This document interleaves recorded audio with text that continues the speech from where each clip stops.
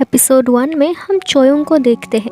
चोयुंग को क्लास में हमेशा लोवेस्ट ग्रेड मिलती है। क्लास चल रही थी लेकिन चोयुंग को पढ़ाई में बिल्कुल भी इंटरेस्टेड नहीं है और वो इसलिए भी फोकस नहीं कर पा रहा क्योंकि सामने कैमरे से उसको फिल्म किया जा रहा था।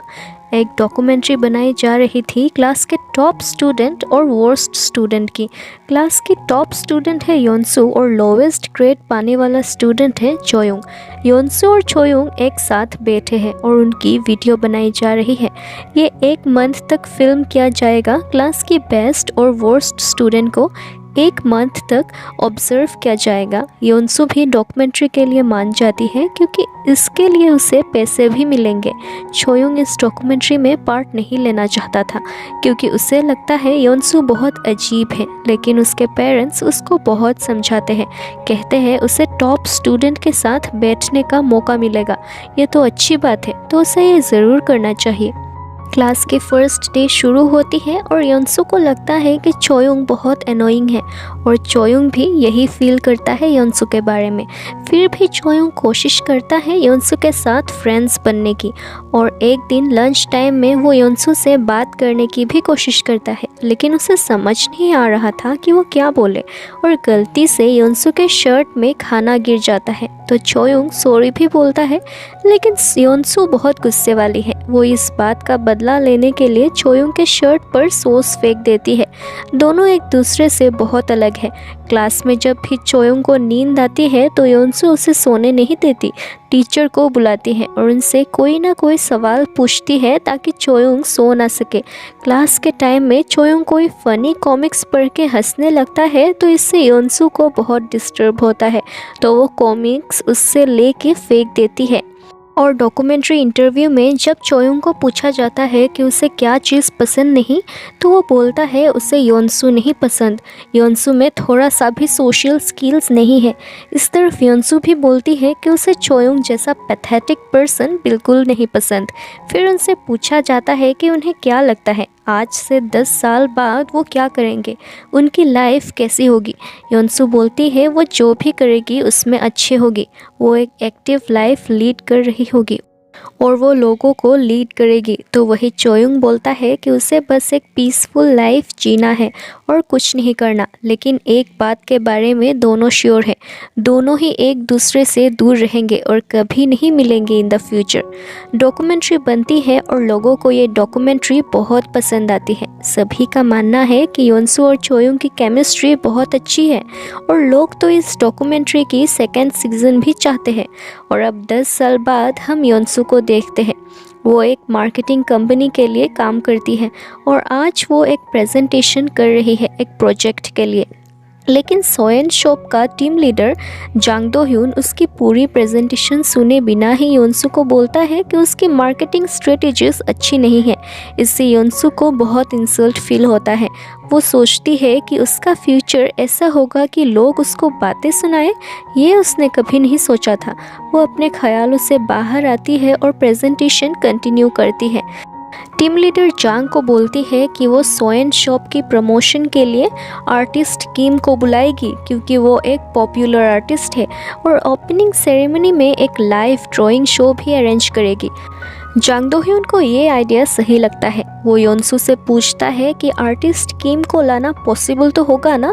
योनसू बोलती है कि वो आर्टिस्ट किम को ज़रूर लाएगी और इसमें कोई भी प्रॉब्लम नहीं होगा। मीटिंग ख़त्म होती है लेकिन योनसू अब भी जांग दो ह्यून पर बहुत गुस्सा थी, लेकिन वो ये अपना गुस्सा एक्सप्रेस नहीं कर पाती।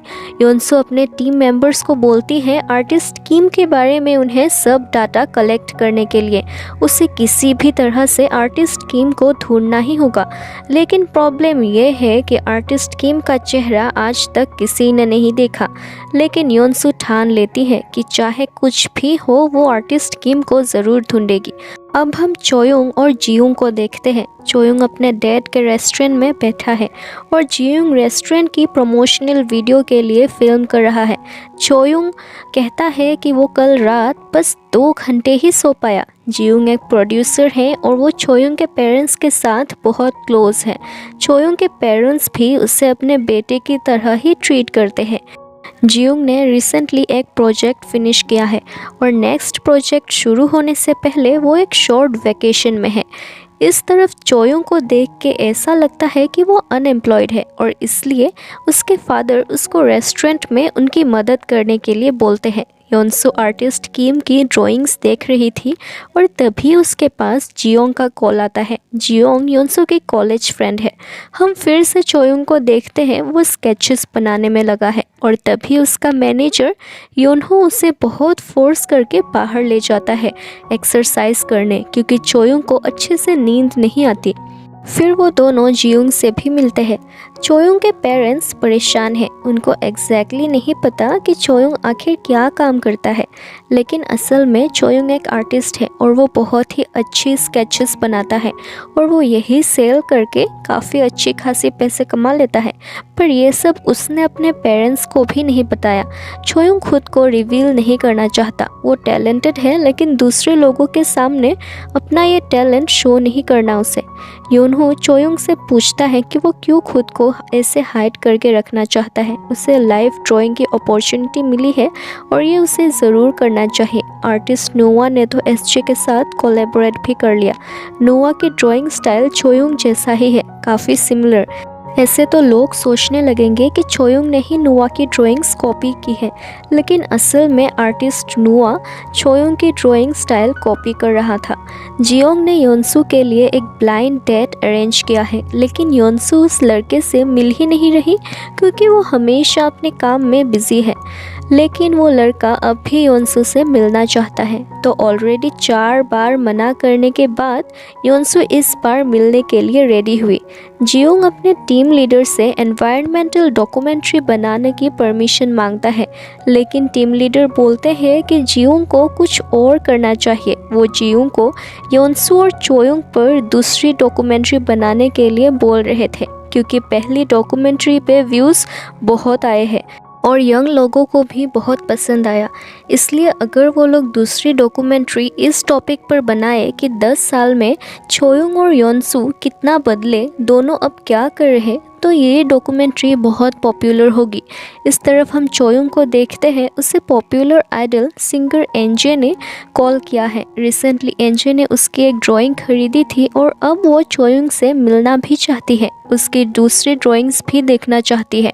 एक्चुअली एनजे चोयोंग को लाइक करती है, लेकिन चोयोंग को लग रहा है कि उसे फ्री में एक ड्राइंग चाहिए और इसीलिए वो मिलना भी चाहती है। हम योनसू को देखते हैं, वो उस लड़के से मिलने आई है और उसी रेस्टोरेंट में टीम लीडर जांग दो ह्यून भी बैठा है। वो लड़का योनसू से बोलता है कि 4 बार योनसू के मना करने के बाद भी वो लड़का इसलिए उससे मिल रहा है आज क्योंकि उसे कुछ कंफर्म करना है, ये कि योनसू उसके टाइम को डिज़र्व करती भी है या नहीं। जितना वक्त वो उसको मिलने में वेट करके वेस्ट किया, और आज योनसू को देख के उसे ऐसा लग रहा है कि योनसू इतनी भी कुछ खास नहीं है और वो लड़का रेस्टोरेंट से चला जाता है। योनसू बहुत इंसल्टेड फील करती है। ऊपर से जांग दो ह्यून ने भी तो इस लड़के की सारी बात सुन ली थी, तो वो जांग दो ह्यून को बोलती है कि वो ऐसा प्रिटेंड करे कि उन्होंने कुछ भी नहीं सुना और ये बात किसी को ना बताए। योनसू फिर जांग दो ह्यून के साथ ही ड्रिंक करने लगती है और दोनों बातें करने लगते हैं। अगले सीन में हम देखते हैं कि योनसू चोयोंग के घर आई है और इस तरफ जियोंग अपने टीम लीडर से बोल रहा था कि लव और हेट के बीच में एक बहुत ही थीन लाइन होती है। योनसू और चोयोंग ने 5 साल तक डेट किया, लेकिन फिर उन दोनों की ब्रेकअप हो गई, बहुत बुरी तरह। दोनों ने ही एक दूसरे को बहुत हर्ट किया और एपिसोड 1 यहीं पर एंड होती है। एपिसोड 2 में सीन फ्लैशबैक में जाता है और हम योनसू और चोयोंग को देखते हैं। योनसू और चोयोंग रिलेशनशिप में है और योनसू उससे कुछ ऐसे सवाल पूछती है जिससे चोयोंग को बहुत अजीब लगता है। जैसे कभी योनसू का ये पूछना कि अगर चोयोंग को कॉलेज में एडमिशन नहीं मिला और दोनों सेम कॉलेज में एडमिशन ना ले पाए तो क्या होगा। तो कभी योनसू ये पूछती है कि अगर चोयुंग सीक्रेटली किसी के साथ ब्लाइंड डेट में चला गया तो वो क्या करेगी।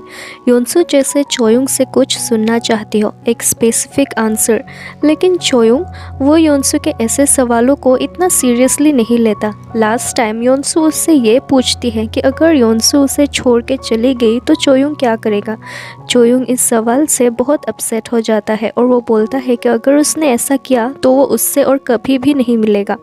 सीन प्रेजेंट में शिफ्ट होता है और हम देखते हैं योनसू चोयुंग से मिलने आई है। योनसू बोलती है कि वो आर्टिस्ट किम से मिलने आई है और उसे पता है आर्टिस्ट किम चोयुंग ही है, क्योंकि उसने चोयुंग की ड्राइंग्स देखी है और वो उन्हीं जगह की स्केचेस हैं जिसे योनसू भी पहचानती है।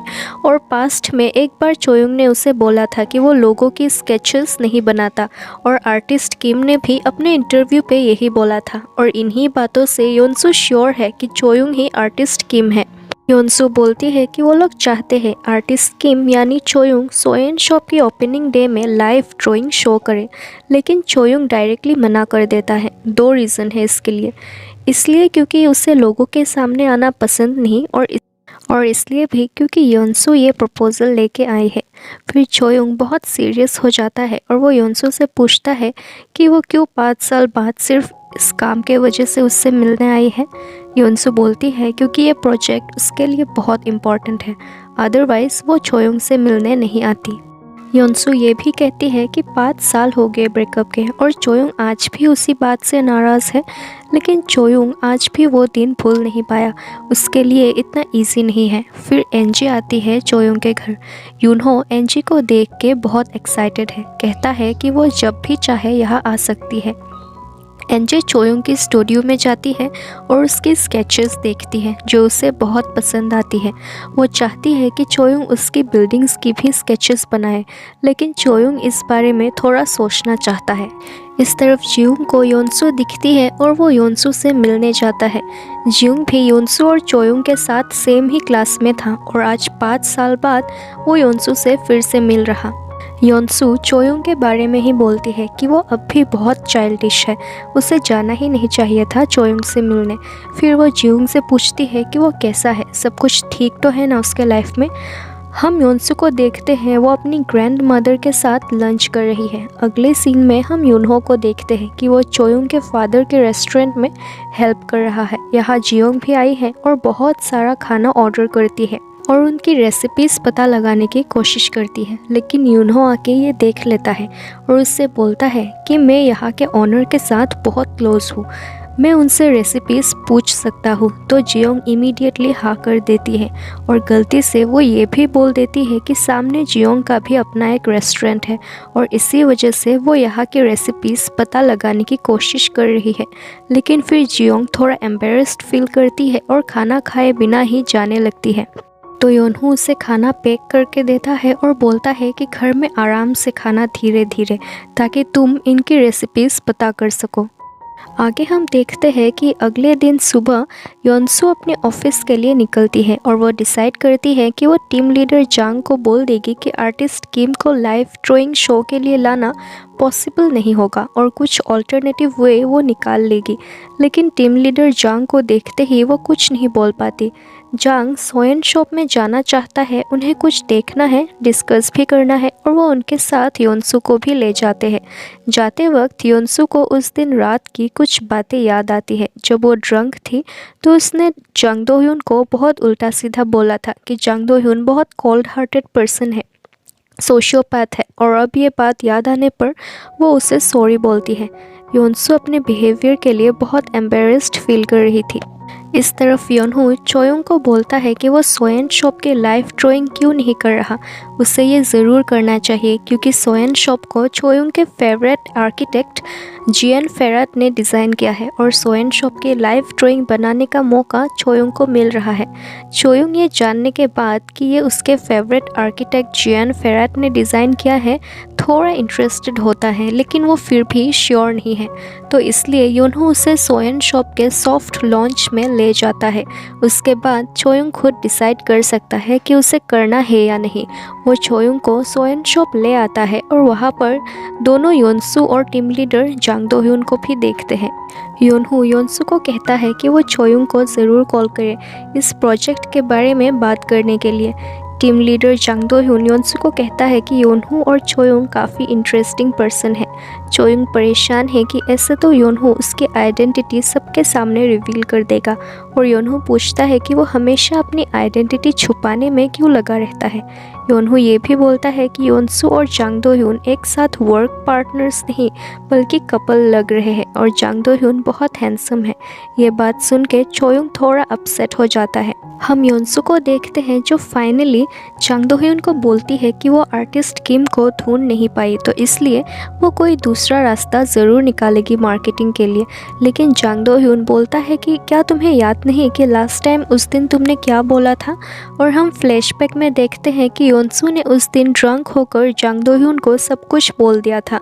बोला था कि वो आर्टिस्ट किम को ढूंढ चुकी है। ये वही है उसका एक्स बॉयफ्रेंड चोयुंग, जिसके साथ वो 5 साल पहले ब्रेकअप कर चुकी है, और इसलिए अब उसे समझ नहीं आ रहा कि वो चोयुंग से कैसे मिले। सीन प्रेजेंट में शिफ्ट होती है, और इससे पहले कि योनसू कुछ बोल पाती, जांग दो ह्यून ही बोलता है कि अगर योनसू अपने पर्सनल रीजंस के वजह से आर्टिस्ट किम के साथ काम नहीं करना चाहती तो वो ये प्रोजेक्ट योनसू के जगह किसी और को दे देगा। और इतना बोल के जांग दो ह्यून वहाँ से चला जाता है। फिर चोयुंग भी उसी लिफ्ट में आता है जहाँ योनसू थी पहले से। तभी लिफ्ट रुक जाती है और योनसू इमरजेंसी बटन दबाकर हेल्प बुलाती है। योनसू चोयुंग को पूछती है कि वो तो इंटरेस्टेड नहीं था इस प्रपोजल में, तो वो आज सोयन शॉप में क्यों आया है। चोयुंग बोलता है कि उसने आज ही प्रपोजल अच्छे से पढ़ा है। योनसू उससे बोलती है कि वो अब भी बहुत इमेच्योर है और उसे थोड़ा मैच्योर होना चाहिए। चोयुंग उससे कहता है कि अगर वो इमेच्योरली बिहेव नहीं करता और सीरियस रहता तो क्या योनसू उसका रिएक्शन हैंडल कर पाती। आफ्टर ऑल योनसू ने 5 इयर्स में एक बार भी उसे कांटेक्ट नहीं किया, और 5 साल बाद मिलने आई भी तो काम की वजह से। तो योनसू उससे बोलती है कि काम के अलावा वो दूसरे किस वजह से उससे मिले। फिर लिफ्ट ठीक हो जाती है और चोयुंग अपने घर चला जाता है। घर तक पहुंचते ही वो देखता है कि यहाँ एनजे उसका वेट कर रही है। असल में एनजे ने ड्राइंग के लिए बोला था, और इसके रिप्लाई में चोयुंग ने एनजे को कॉल भी नहीं किया और ना ही मैसेज का रिप्लाई किया। तो एनजे यहाँ उससे मिलने आ गई, ये देखने कि आखिर चोयुंग क्या कर रहा है, और उससे मिल के वो चली जाती है। इस तरफ जियोंग योनसू और चोयुंग की डॉक्यूमेंट्री के वीडियोस देख रहा है, और फाइनली वो डिसाइड करता है कि वो सेकेंड डॉक्यूमेंट्री भी बनाएगा इनकी, और अपने टीम लीडर को कॉल करके इन्फॉर्म करता है इस बारे में। फिर योनसू और चोयुंग से मिलता है और उन्हें भी इन्फॉर्म करता है डॉक्यूमेंट्री के बारे में, और एपिसोड 2 यहीं पर एंड होती है।